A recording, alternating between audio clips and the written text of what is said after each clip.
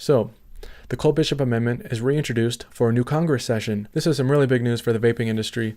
Representatives Tom Cole of Oklahoma and Sanford Bishop of Georgia have reintroduced a new bill designed to save the vaping industry.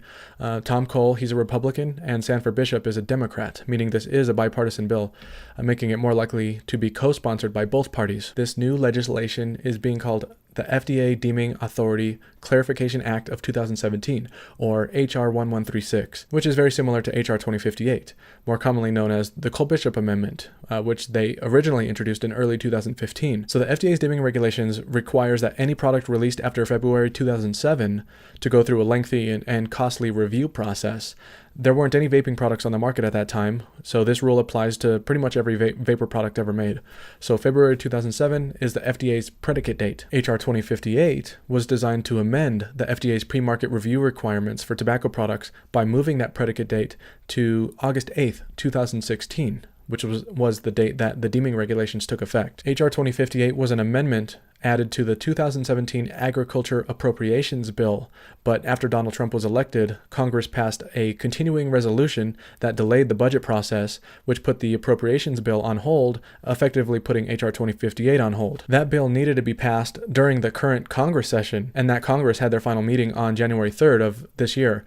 Since it wasn't passed before that time, the proposed bill was wiped from the books, hence the reason for this new reintroduction of this bill. So this new bill has the same main focus of H.R. 2058 of moving that predicate date to August 8th, 2016, but H.R. 1136 includes some slightly different language. It's designed to gain a little bit more support from Democrats, hopefully, mainly pertaining to advertising restrictions. And anyone familiar with H.R. 2058 will know that the whole amendment isn't all positive. There are some things that kind of suck about it because it does require that the FDA regulate batteries.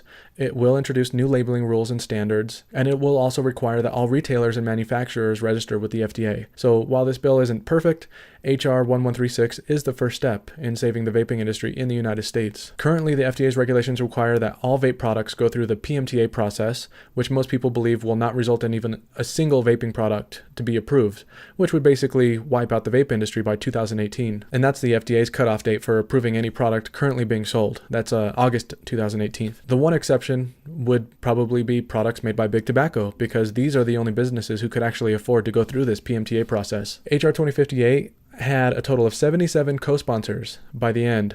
Hopefully all of those co-sponsors immediately jump back in on this one in support of this new bill, and hopefully we can get this one passed right away. So what can you do right now? Well, you can show your support by emailing and thanking both Tom Cole and Sanford Bishop. You can also start contacting your local legislators and asking them to support H.R. 1136. And I would also keep an eye out on CASA.org. I'm hoping they put a call to action up on this one soon.